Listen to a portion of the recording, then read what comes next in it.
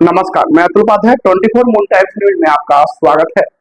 क्या कभी आपने सोचा है कि जब आप डॉक्टर के पास कराते हुए या बीमारी में जाते हैं या अपना इलाज करवाने जाते हैं तो वहां पर एक ऐसे जाल में आप फंसते चले जाते हैं जहां पर आपकी बीमारी को मुनाफे का धंधा बना दिया जाता है।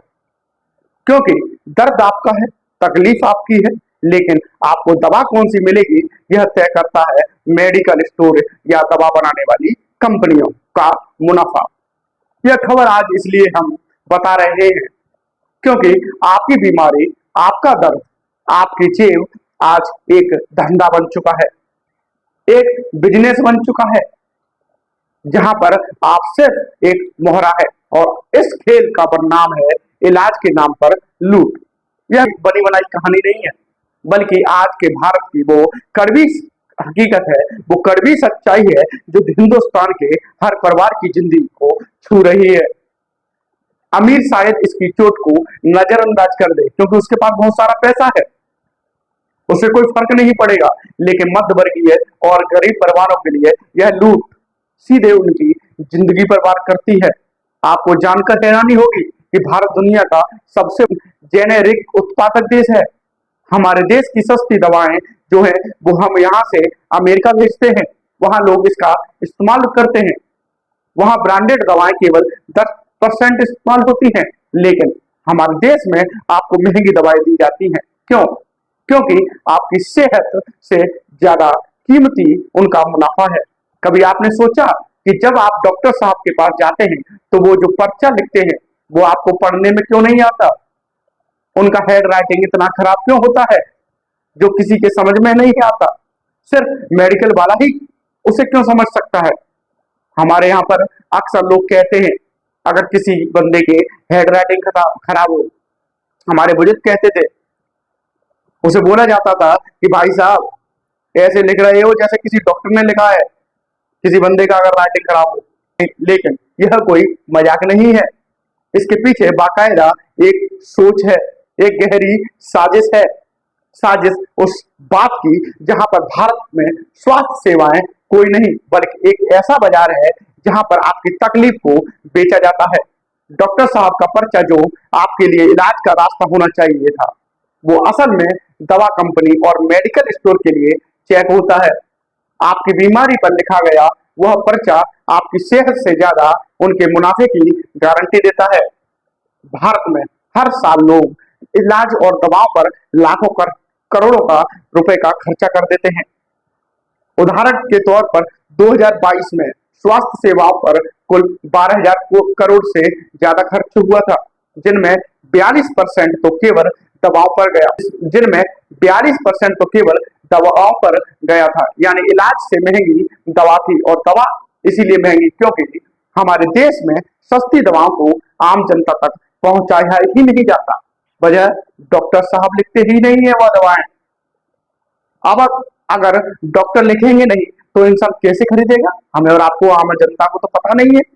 अब हम जब डॉक्टर के पास जाते हैं तो हम और आप यह मानते हैं कि बस हम ठीक हो जाए, हम बीमार हैं, हम बच जाए, हमारा परिवार जो है वो बीमार है वो बच जाए, सेहत से बढ़कर कुछ नहीं। लेकिन यही डर और यही अपनों का ख्याल उनके लिए मुनाफे का अवसर है। इसमें सबका कमीशन तय होता है, सबका कमीशन फिक्स होता है। दवा कंपनी कमीशन मेडिकल स्टोर के मुनाफे के साथ तय होता है, और हम और आप भरोसा करते हैं उन पर, डॉक्टरों पर भरोसा करते हैं, सिस्टम पर भरोसा करते हैं, उस पर्चे पर जो शायद हम और आप पढ़ भी नहीं सकते। वो कैसे, हम आपको बारीकी से समझाते हैं। जेरिक और ब्रांडेड दवाओं का फर्क समझना बहुत मुश्किल नहीं है। उदाहरण के तौर पर मान लीजिए एक बिस्किट है, एक बिना ब्रांड का बिस्किट का पैकेट है और एक बढ़िया ब्रांड का बिस्किट का पैकेट है जिस पर रैपर बढ़िया लगा दिया गया है।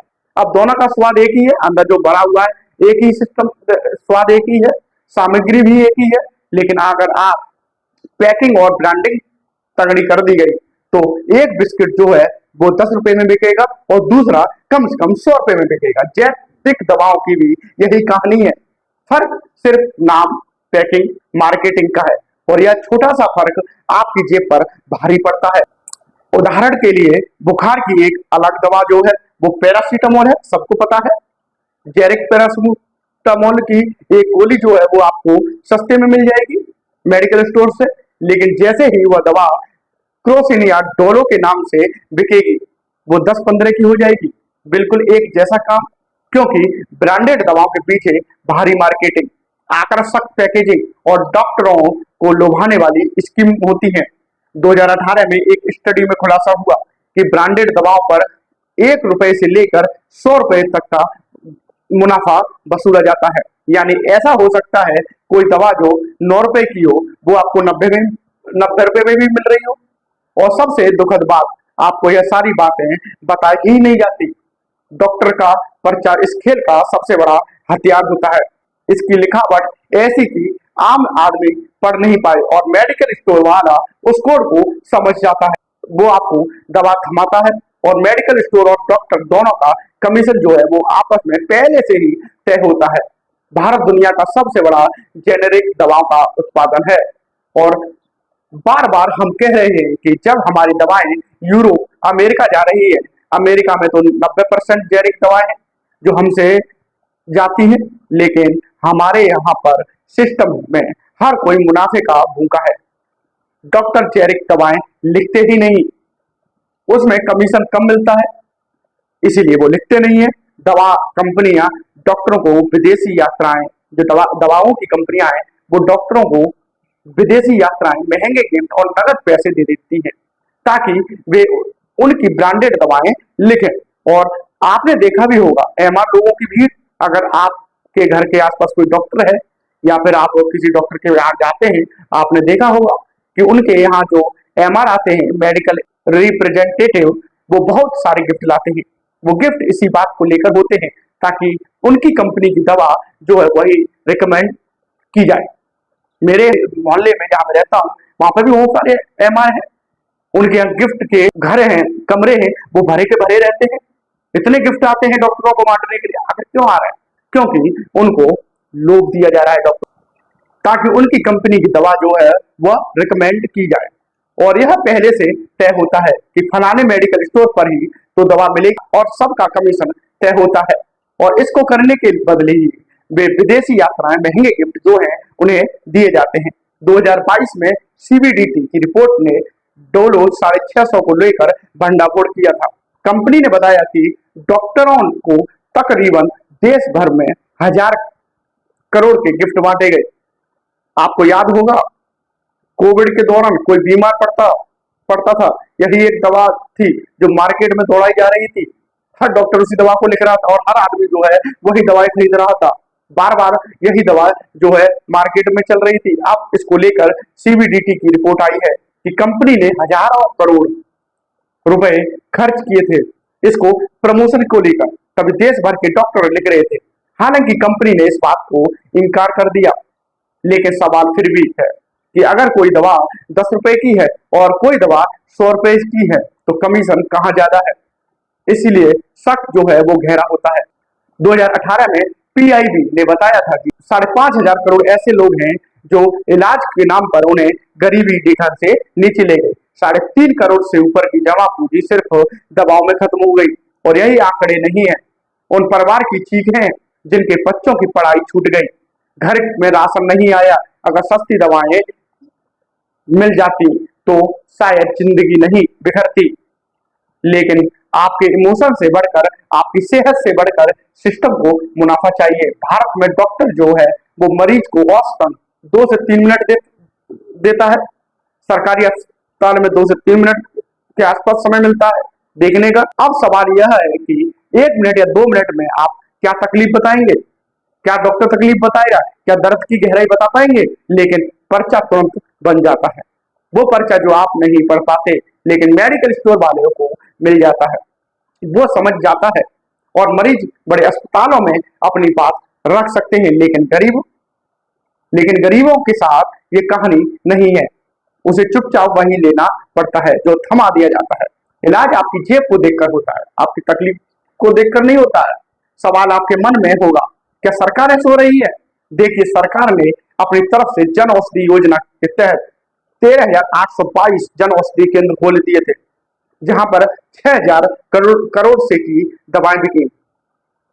सरकार को भी इसमें बचत हुई। सरकार ने 2022 में जेनरिक दवाइयों को लिखना अनिवार्य भी कर दिया था। कहा था कि नियम तोड़ने पर डॉक्टरों का लाइसेंस रद्द तक हो जाएगा। लेकिन सवाल यह है कि डॉक्टर की लॉबी जो है, दवा कंपनियों की लॉबी जो है, वो विरोध करती है, वो इसको डराती है, वो आपको डराती है कि हम हड़ताल पर चले जाएंगे, हम काम नहीं करेंगे। क्यों? क्योंकि यह उनके मुनाफे पर चोट करती है। यानी जो कोशिश सरकार कर रही है, उस कोशिश में इनका सिस्टम इतना स्ट्रांग है कि इतनी आसानी से तो नहीं होगा। आपसे कह दिया जाता है कि जेनेरिक दवाइयां असर ही नहीं होती, महंगी दवाइयां लोगे तभी ठीक हो पाओगे। डॉक्टर्स इसके पीछे तर्क भी देते हैं। वो कहते हैं कि ब्रांडेड दवाएं ज्यादा शोध और बेहतर क्वालिटी की ड्रेस होती हैं। जेनेरिक दवाओं की गुणवत्ता पर सवाल उठाते हैं, कहते हैं कम मिलती है, कमजोर निगरानी है। लेकिन फिर वही सवाल है कि 100 रुपए की दवा में डॉक्टर साहब को कितना मुनाफा मिलेगा? और अगर वही दवा 300 की हो, अमेरिका में तो 90% जेनरिक दवाएं हैं, हमारे यहाँ पर वो दवाएं नहीं इस्तेमाल की जाती हैं। क्यों? कि पूरा सिस्टम वैसा बना है कि आपको महंगा इलाज लेना पड़ेगा। हमारे देश में शिक्षा और स्वास्थ्य जो चीजें कायदे से मुक्त होनी चाहिए, सबसे ज्यादा वही खर्च होती है। अब सवाल यह है कि क्या कर सकते हैं? तो जागरूक बनिए, सवाल पूछिए, डॉक्टर साहब दवा का ब्रांड नहीं, सॉल्ट कंपोजिशन लिखिए। अगर आपके आसपास जन औषधि केंद्र है तो वहां जाइए, सस्ती और भरोसेमंद दवाइयां लीजिए। दवाओं की पैकिंग से नहीं, उनके सक्रिय तत्वों को पहचानिए। यह छोटा कदम सिस्टम को हिला सकता है। इस देश में जागरूकता से बड़ा कोई आंदोलन नहीं। तो सिर्फ डॉक्टर या मेडिकल स्टोर के भरोसे मत छोड़िए, जागिए, सवाल पूछिए, क्योंकि कई बार इलाज का भी इलाज करना पड़ता है। और हाँ, डॉक्टर्स को भी भरोसा चाहिए कि जेनेरिक दवाएं सुरक्षित हों। इसके लिए सरकार को भी क्वालिटी कंट्रोल और निगरानी को और मजबूत करना होगा, ताकि हर भारतीय को सस्ती, सुरक्षित और न्यायपूर्ण इलाज मिल सके। कोई भी देश विकसित तब भी होगा जब कम से कम शिक्षा और स्वास्थ्य पर सबका अधिकार होगा। शिक्षा पढ़कर जिंदगी बेहतर करने के लिए और स्वास्थ्य जिंदा रखने के लिए। आज के लिए सिर्फ इतना ही। बने रहिए 24 मून टाइम्स न्यूज पर। धन्यवाद। जय हिंद, जय भारत।